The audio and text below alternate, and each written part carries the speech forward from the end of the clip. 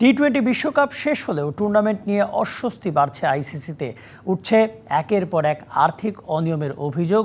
যুক্তরাষ্ট্র পর্বে কয়েক মিলিয়ন ডলারের ক্ষতির মুখে পড়েছে আইসিসি। বাজেট, কন্ডিশন ও উইকেট ব্যবস্থাপনা নিয়ে খোদ কর্তারাই।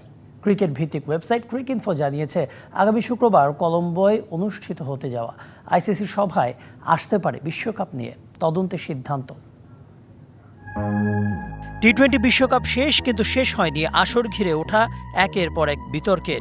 মার্কিন মুলুকে আয়োজিত প্রথম বিশ্বকাপ নিয়ে লাভ ক্ষতির হিসাব মেলাতে ব্যস্ত আয়োজকরা, যদিও সেখানে লাভের থেকে ক্ষতি বেশি হতাশ করেছে আইসিসিকে। মাত্র 106 দিনে নিউ ইয়র্কে নাসাউ কাউন্টি স্টেডিয়াম দাঁড় করিয়ে প্রশংসা কুড়িয়েছিল আয়োজকরা, কিন্তু এই যুক্তরাষ্ট্র পর্ব নিয়েই উঠেছে সবচেয়ে বেশি অভিযোগ।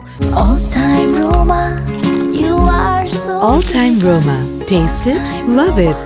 বিশ্বকাপের 55 ম্যাচের মধ্যে যুক্তরাষ্ট্রে 16 ম্যাচ আয়োজনের জন্য সর্বোচ্চ $50 মিলিয়ন বাজেট ধরেছিল আইসিসি, কিন্তু আসর শুরুর আগে সেই বাজেট বেড়ে দাঁড়ায় $20 মিলিয়ন, যার যৌক্তিক কারণ এখনও দেখাতে পারেনি যুক্তরাষ্ট্রের বিশ্বকাপ আয়োজক কমিটি। যা নিয়ে আলোচনা হবে আগামী শুক্রবারে কলম্বোয় অনুষ্ঠিত হতে যাওয়া আইসিসির সভায়।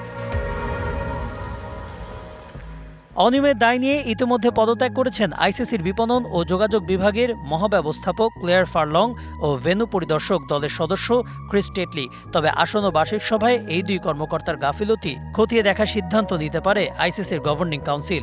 একই সাথে তদন্ত হতে পারে যুক্তরাষ্ট্র আয়োজক কমিটির চেয়ারম্যান পিটার হাটন ও প্রধান নির্বাহী ব্রেট জোনসের বিরুদ্ধেও।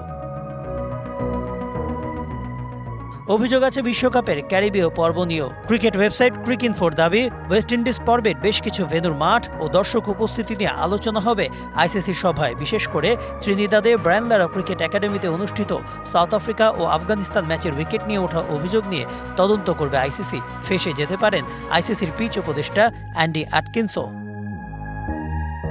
Kanak Mahmud, DBC news desk.